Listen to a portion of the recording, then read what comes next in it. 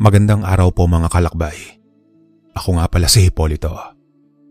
Itong kwentong ibabahagi ko ay tungkol sa mga hindi malilimutang karanasan ko mula pagkabata na may kinalaman sa mga kababalagan. Hanggang sa ako ay bumalik ng muli sa aming probinsya pagkalipas ng mahabang panahong pakikipagsapalaran sa Maynila.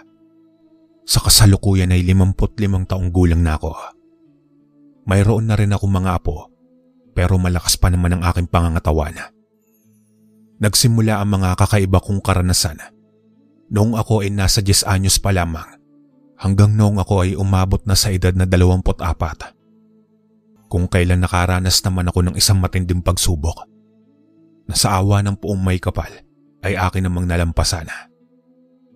Sa Pampanga ako ipinanganak at sa Maynila naman nagbinata. Ang aking ama ay taxi driver noong nakilala nito ang aking ina na isang Pampangenya. Kilalang matinik sa chick si tatay, lalo na nung kabinataan nito. Kwento nga ni tatay sa amin ay hindi naman daw talaga si nanay ang balak nitong ligawan. Kaya lamang noong gabi na hinarana ni tatay ang kursunada nitong dalaga na kapatid ng aming ina, ay hindi pala ito marunong kumanta. Kailangan daw noon kapag hinaharana ng binata ang isang dalaga, ay sasagot din ang babae sa pamamagitan ng pagkanta.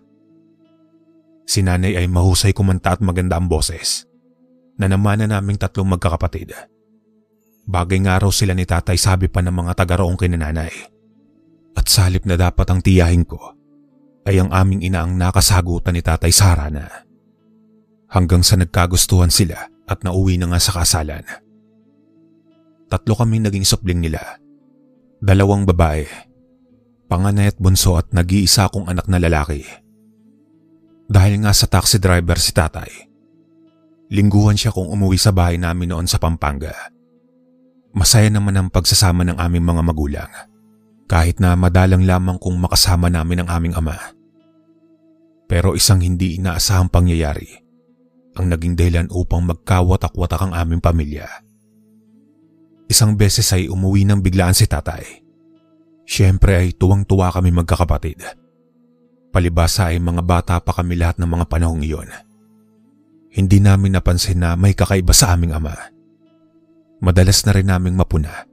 Nakausap palagi ni nanay ang kumpare nilang si Mang Romy, ninong ng bunso naming si Amelia. Inakala na lang namin na normal lamang iyon dahil nga magkumpare sila. Nang araw na umalis na ulit si tatay pabalik ng Maynila, inutusan ako ni Mang Romy na bumili ng candy sa tindahan. Ang hindi ko alam ay pabalik pala noon si tatay sa bahay dahil may nakalimutan daw ito. Nagulat ako nang makasalubong ko ang aking ama nang malapit na ako sa may tindahan. Itay, binigyan po ako ng kumpare mo po ng pera at sinabi pong bumili raw po ako ng paborito kong candy. Tandang-tanda ko pa na nakangiti ako habang nagkukwento kay tatay. Kaya nagtaka ako nang bigla itong mapamura ng malakas at nagmamadaling umalis pa uwi sa bahay namin. Bago ko sundan si tatay ay binili ko muna ang candy na paborito ko. Napakunot noon naman ako. Nang mga ilang hakbang na lang patungo sa aming tahanan ay may narinig akong ingay. Para bang nagsisigawan. May naulinagan din akong tila mga nababasag na gamit mula sa loob ng aming bahay. Nahuli pala ni tatay si nanay at Mang Romy na may ginagawang kababalaghan.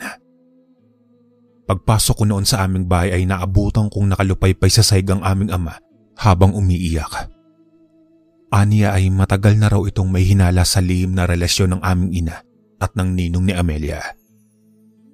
Kitang-kita ko noon sa mukha ni tatay ang matinding sakit na dulot ng kataksilan ni nanay at ng itinuturing na matalik na kaibigan. Mula noon ay ilang buwang hindi umuwi sa Pampanga si tatay. Hanggang sa tuluyan na silang nagiwalay ni nanay. Kaming 3 magkakapatid ang labis na naapektuhan sa nangyari. Lalo na nang isang araw ay lumipat na sa bahay namin si Mang Romy at tuluyan na nga sila nagsama ni nanay. Umabot ng taon ng hindi pag-uwi ng aming ama. Kinalimutan na rin yata na may mga naiwan siya mga anak sa Pampanga. Dinamay niya kami sa matinding galit niya sa aming ina. Nang magkaroon ng anak sina nanay at Mang Romy, ay mas lalo kaming naitsapwera magkakapatid. Bukod pa roon, naging malupit din sa amin si nanay. Kaya napilitan ang mga kapatid ni tatay na nakapangasawa rin ng taga Pampanga na ipasundo kaming 3 sa aming ama. Makalipas ang 1 linggo ay dumating nga si tatay at kinuha kami pagkatapos ay dinala sa probinsya nila sa Romblon. Doon ako nagsimulang makaranas ng mga kababalagan at makakita ng mga kakaibang nilalang kagaya ng engkanto, aswang at multo. Samantalang sa probinsya nila tatay ko unang naranasan na mamaligno. Nang minsang mamasyal kami sa bundok para manguha ng mga bayabas, ay naligaw ako sa bahay ng engkanto. Laking pasalamat ko na lamang, lalo na si Lola Anastasia nang ligtas akong makabalik sa bahay nila.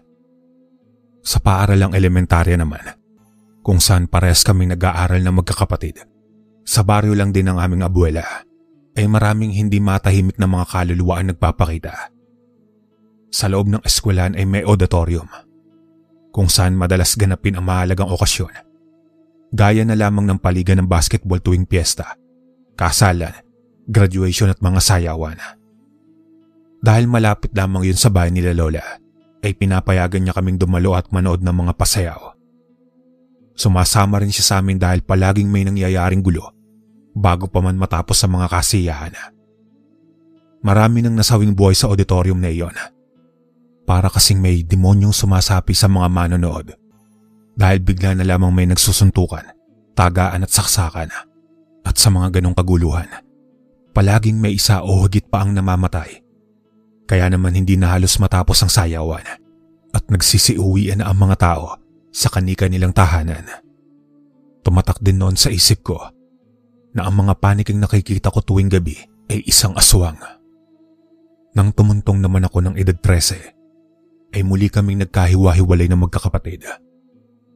Ang aming panganay na si Ate Adelaida ay nagtungo ng Marinduque upang magtrabaho bilang babysitter. Ako naman ay kinuha ni tatay para isama sa Maynila. Naiwan si Amelia sa pangangalaga ng aming butihing abuela. Pagdating ng Maynila ay nagsimula na ang mga masasalimuot kong karanasan. Katulad ng aming ina, may bagong kinakasama na rin noon ng aming ama. 3 na ang anak ni tatay noong kay Tia Leonila. Malupit ang aking madrasta at nasasaktan din ako tuwing makikitang mas prioridad ni tatay ang mga anak nito sa ikalawang pamilya. Nang mga panahong iyon ay umuupa sila sa isang maliit na apartment sa may Quezon City. Natuto akong maging lagalag hanggang sa tuluyan na akong maglayas at maging batang lansangan. Kalaunan ay natipuhan akong gawing miyembro ng isang notorious na gang at tinuroang mamalimos at magnakaw. Bukod naman sa pamamalimos, ay naging tagalinis din ako ng mga kotseng nakaparada malapit sa may simbahan at plaza.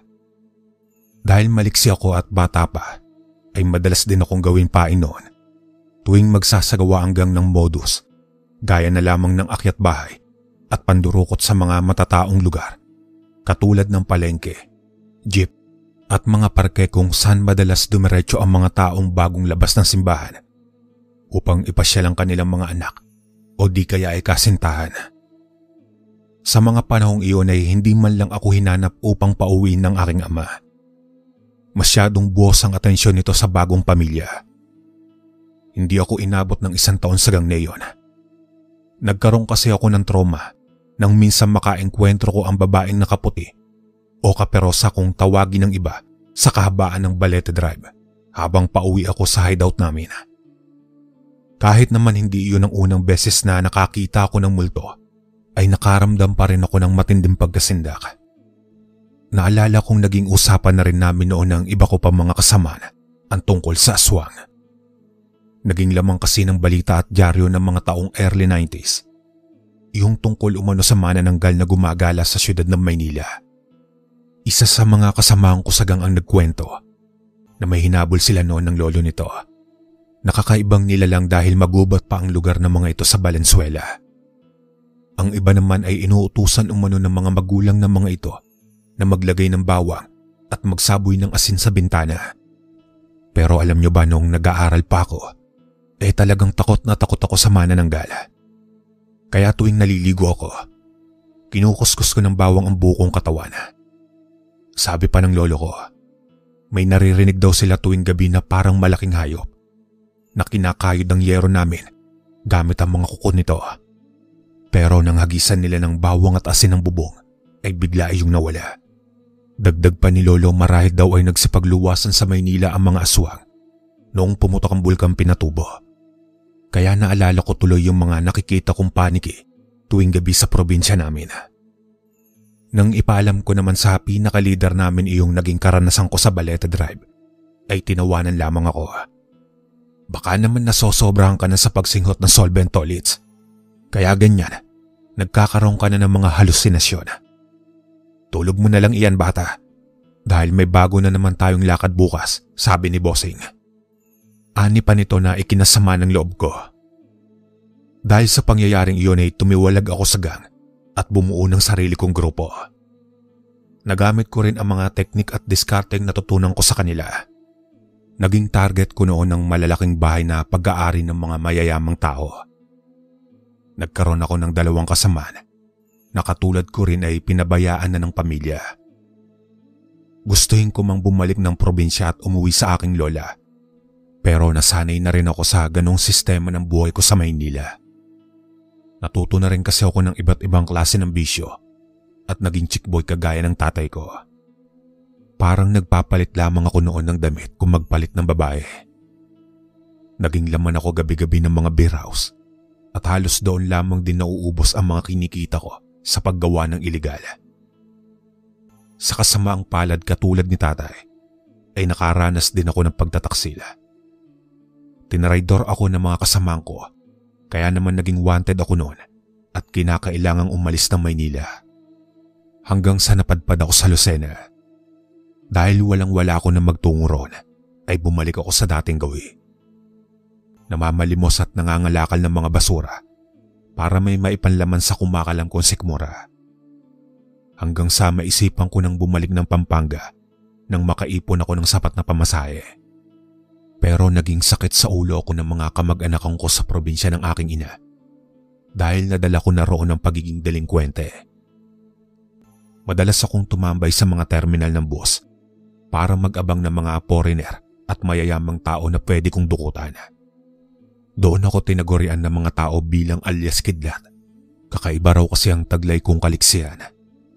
May mga pagkakataon kasi na kapag magtatanong ako ng oras sa isang dayuhan o turista, patingin pa lamang ito sa relos na nasa kamay ay nakuha ko na ang alas na suot nito saka ako kakaripas ng takbo. Nang maging wanted din ako sa Pampanga ay bumalik akong muli sa Lucena. Doon ay nasangkot naman akong muli sa isang gulo at ipinasok sa rehabilitation center. Hindi pa kasi ako pwedeng ikulong dahil menor de edad pa ako. Hindi namin inaasahan na magkaroon ng sunog na naging sanhi ng pagkasawi ng marami sa aking mga kasamahan. Naisip ko noon na ilagay ang lahat ng pagkakakilanlan ko sa ibabaw ng bangkay ng isa kong kasamaan upang isipin ng lahat na kasama ako sa mga namatay. Maswerteng nakaligtas ako sa sunog na iyon na naibalita sa iba't ibang istasyon ng radyo. Kaya naman nang umuwi ako sa bahay ng lola ko sa Romblon, halos ayaw akong lapitan ito sa pag-aakalang isa na lamang akong multo. Mamay, ako po ito. Ang apo mong si Hipolito. Hindi pa ako multo, May, dahil buhay na buhay pa po ako. Pero hindi kaagad naniwala sa akin ng lola ko.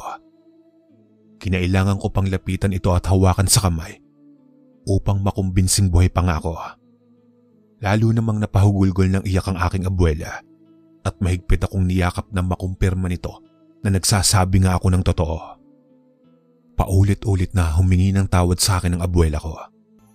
Inakala raw kasi talaga ng mga ito na kasama ako sa nasawi sa sunog dahil napakinggan ng mga ito sa radyo ang pangalan ko.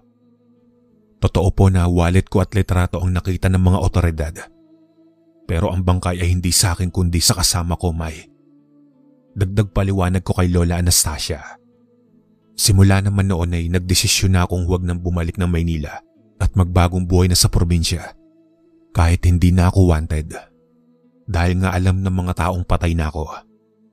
Hanggang ng mga unang linggo ng pananatili ko kina Lola ay nagbalik naman sa alaala ko si Imelda. Sa labis na pag-ibig ko sa kanya, kahit pa alam kong langit at lupa ang aming pagitan.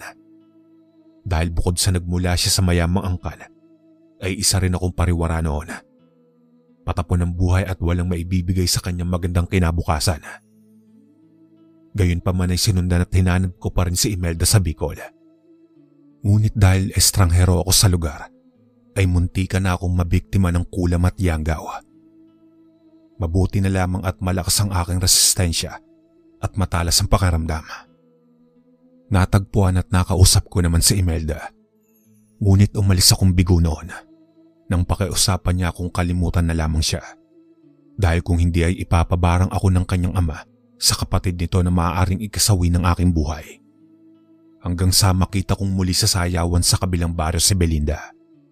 Bata pa lamang ako ay may paghanga na ako sa kanya. Kaya lamang ay mas matanda siya sa akin ng ilang taon. Mas lalo siyang gumanda at unti-unti kong nakalimutan ang una kong pag-ibig na sa Imelda. Ngunit nagbabakasyon lamang pala noon si Belinda. Pagkatapos ng piyesta sa baryo nila, ay bumalik na siyang muli sa Mindoro. Simula noon ay palagi na ako nagpapadala ng mga sulat sa kanya kahit wala akong natatanggap na kapalit. Mas lalo pa akong nagporsige sa panliligaw kay Belinda nang malaman kong anak ng mayor sa amin ang karibal ko sa kanya. Pero isang malungkot na balita ang gumulat sa akin. Isang araw ayon kay Amelia, sinundo raw si Belinda ng mga magulang nito sa Mindoro. Buntis ito pero hindi sinabi kung sino ang ama. Pero sa halip na tumigil na ako sa panliligaw, ay mas lalo kong pinatunayan kay Belinda na tapat ang hangarin ko sa kanya. Tahasan man niyang sinabi sa akin na wala siyang balak mag-asawa at sapat nang may anak na siya, pero inalok ko pa rin ito ng kasal. Namanhikan ako sa kanila kahit anong tigas ng pagtutol niya. Tinanggap naman ako ng pamilya niya, marahil ay upang maisalba si Belinda mula sa kahihiyan at hindi tuluyang matawag na isang disgrasyada. Hanggang sanang maipanganak na ni Belinda ang bata nang dumating sa buhay namin ng isang matinding pagsubok. Nasa 24 anyos na ako ng mga panahong iyon.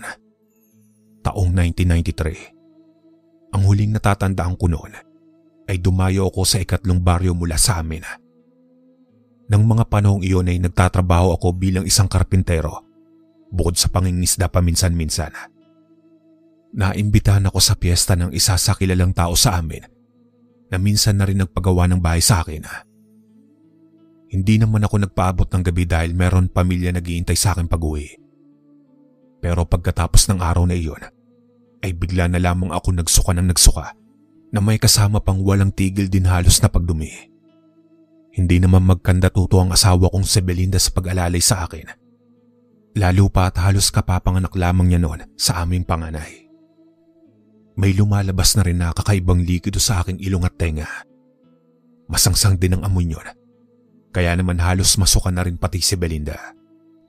Kaya dinala niya na muna sa bahay ng biyanang ko ang aming anak upang hindi malanghap ang mabahong amoy na isinusuka ko. Pati na rin iyong likidong lumalabas sa tenga ko at ilong.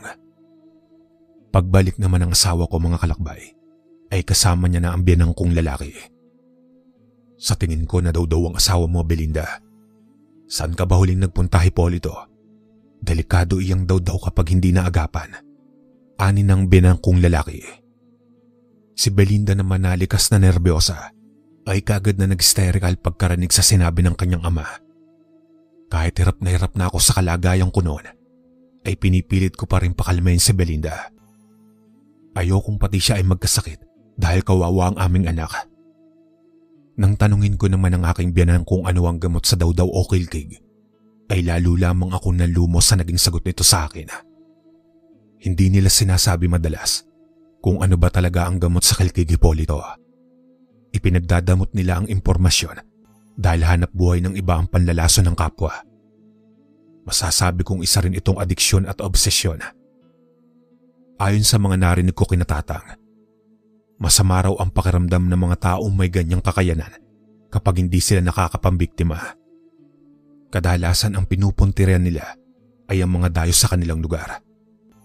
Kung minsan naman ay sila na mismo ang dumadayo sa ibang puok o mga baryo para roon magasik ng lagim.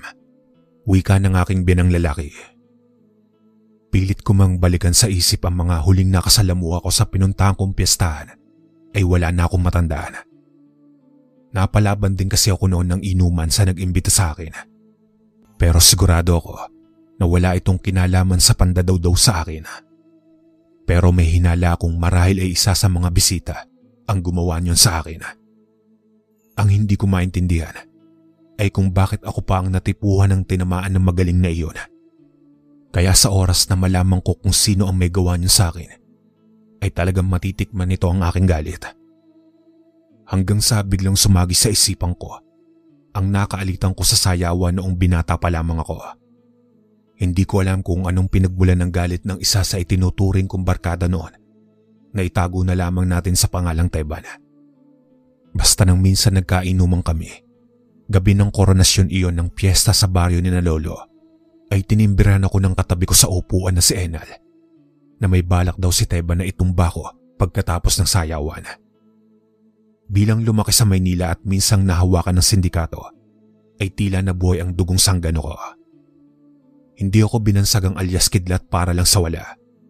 Kaya naman nang magpaalam si Teban para umihi, ay kaagad ko itong sinundan.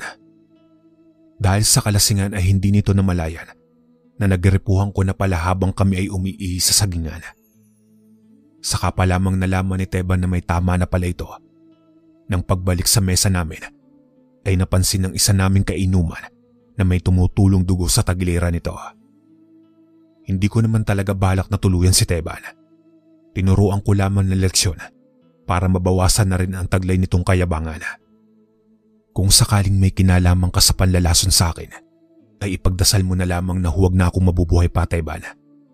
Gigil ko ang bulong sa sarili dahil tiyak na kapag narinig ako ni Belinda, ay mas lalo lamang siyang matatakot at mag-aalala. Pero dahil wala namang gaanong alam sa panggagamot ng ganong klase ng sakit ang pamilya ng aking asawa, ay napilitan itong humingi ng tulong kina Lola Anastasia. At katulad ng inaasahan, nasa tarangkahan pa lamang ang aking abuela, ay malakas na pumalahon na ito ng iyak, pati na rin ang bunso kong kapatid na si Amelia. Ano ba kayo, mamay bunso? Buhay pa ako pero kung makaiyak kayo, ay parang ililibing na ako. Ani ko sa kanila kahit nahihirapan ako magsalita. Ngunit sa halip na matawa sa pilit kong pagbibiro, ay mas lalo pa silang umatungal ng iyak. Nang makabawi si Lola at saglit na kumalma, ay sinabi niya sa akin na ipapasundo raw niya sa isa sa mga pinsan ko, ang pinsan ni Lolo na taga-kabilang isla, si Lolo Luciano. Palibasay sa Pampanga naman at Maynila ko ginugol ang halos kalahati ng buhay ko, ay unang beses ko pa lamang marinig ang pangalang binanggit ng aking abuela. Sinabi rin ni Lola na sa iisang baryo lamang nakatira si Lolo Luciano at ang kaibigan niyang may alam din umano sa panggagamot na nagngangalan ng mga Emiliana. Dahil hinang-hinana ako ng mga panahong iyon at halos ilang araw ko na rin tinitiis ang pagpapahirap na dulot ng dawdaw o pagkalason ay ipinaubaya ko na lamang ang lahat sa aking abuela. Kailangan tumawid pa ng dagat upang masundo sa isla ng Tablas ang pinsan ni Lolo na manggagamot. Kaya inabot pa ng ilang araw ang pakikipaglabang ko sa dawdaw. Sa totoo lang, hindi na ako noong gaanong umaasa na gagaling pa ako. Ang inaalala ko lang ng labis ay ang aking mag-ina na mauulila ko, lalo na at sanggol pa lamang ang panganay namin ni Belinda. Napakadamot naman sa akin ang tadhana dahil kung kailan nagsisimula na akong tahakin ng tamang landas, kasama ang aking pamilya ay mukhang babawiin na rin ng may kapal ang pahiram na buhay sa akin. Mistula na akong lantang gulay nang dumating sa aming tahanan si Lolo Luciano. Matinding sakripisyo rin umano ang tiniis nito at ng pinsang ko nang makipagsabayan ang mga ito sa malalakas na alon pabalik sa aming isla. Nang makita ko ng matanda, ay marin itong napailing at nagwika ng, "Matindi ang laso na ginamit sa iyo, Hipolito, apo. May sa demonyo ang gumawa nito." Pagkatapos nyo na kaagad akong nilapitan ni Lolo Luciano at naupo ito sa tabi ng banig na hinihigaan ko ng mga panahong iyon. "Nagtitiwala ka ba sa akin at sa kakayahan ko, Hipolito? Nararamdaman kong unti-unti ka nang nawawalan ng pag-asa dahil sa iyong paghihirap. Kaya kung hindi ka nananalig na mapapagaling kita, ay wala ring saysay ang lahat ng orasyon at panggagamot na gagawin ko sa iyo." Tugon ni Lolo Luciano. Tanging mahinang pagtango lamang ang naitugon ko rito dahil wala na rin ako halos lakas noon na magsalita. Ni hindi ko na rin magawang imulat ang aking mga mata at sa aking pandinig na lamang ako umaasa. Narinig ko pa ang tila pigil na pagsinghap ng asawa kong si Belinda na naging dahilan upang tuluyan ng pumatak ang luha sa aking nakapikit na mga mata. Kailangang lakasan at tibayan ko pa ang aking loob hanggang sa magtagumpay si Lolo Luciano sa ritual na isinasagawa nito dahil kailangan pa ako ng aking mag-ina. Ayon pa kay Lolo, tama ang hinala kong sa pinuntang handaan nga ako nalason. Maraming klase ang daw o kilkig apo. Umpisang paliwanag ng abuelo ko habang nagsisimulang ihanda ang mga gagamitin sa panggagamot sa akin. Mayroong inilalagay ang lason sa pagkain, gaya ng karne o ulam na madalas nating gawin tuwing mayroong mga handaan.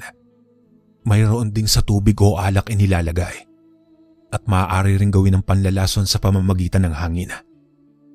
Magsasaboy ng tila pulbo sa hangin at ang sino mang makakalanghap nyon ay tiyak na malalason. Dagdag pa ni Lolo Luciano na ang tanging makakagamot daw sa akin ay ang ipo-ipo sa dagat o bahag kung tawagin sa aming probinsya. Dahil wala na akong kakayahang gawin iyon at pulos babae na rin ang mga kamag-anak kong naroroon, nagboluntaryo ang biyanang ko na ito na lamang ang magtutungo sa dagat, lalo pa at delikadong dumaan sa matarik na pampang. Ang bilin naman ni Lolo Luciano sa aking biyanan ay abangan ng paglitaw ng bahag o ipo-ipo sa dagat at sumalok ng tubig sa pinakagitna niyon. Nang magtagumpay na magawa iyon ng ama ni Belinda, ay kagad nitong ibinigay ang nasalok na tubig kay Lolo Luciano. Nakagad namang dinasalan ng aking abuelo gamit ang salitang Latin. Pagkatapos ay ipinainom iyon sa akin. At bago matapos ang araw na iyon, ay tuluyan na akong gumaling sa tulong ng Lolo Luciano na isa palang mangtas na albularyo. Ayon pa sa kanya, nakatulong sa akin ang pagkakaroon namin ng dugong manggagamot upang labanan ang matinding pagsubok na iyon. Dahil kung isa lamang akong ordinaryong tao, ay hindi na ako aabot ng ganong katagal, lalo pa at may sa demonyo ang lasong ginamit sa akin. Bilang pasasalamat sa pagligtas sa aking buhay, ay inistima kong maigi si Lolo Luciano nang tuluyan ng manumbalik ang lakas at sigla ko. Tinuruan din ako nito ng mga ritual at binigyan ng mga pangontra sa iba't ibang uri ng elemento. Lalo na at may pamilya na akong dapat protektahan bukod sa aking sarili. Sumama rin ako sa paghatid kay Lolo Luciano pabalik sa kabilang isla para makilala ko rin ang iba pang mga kamag-anak namin doon.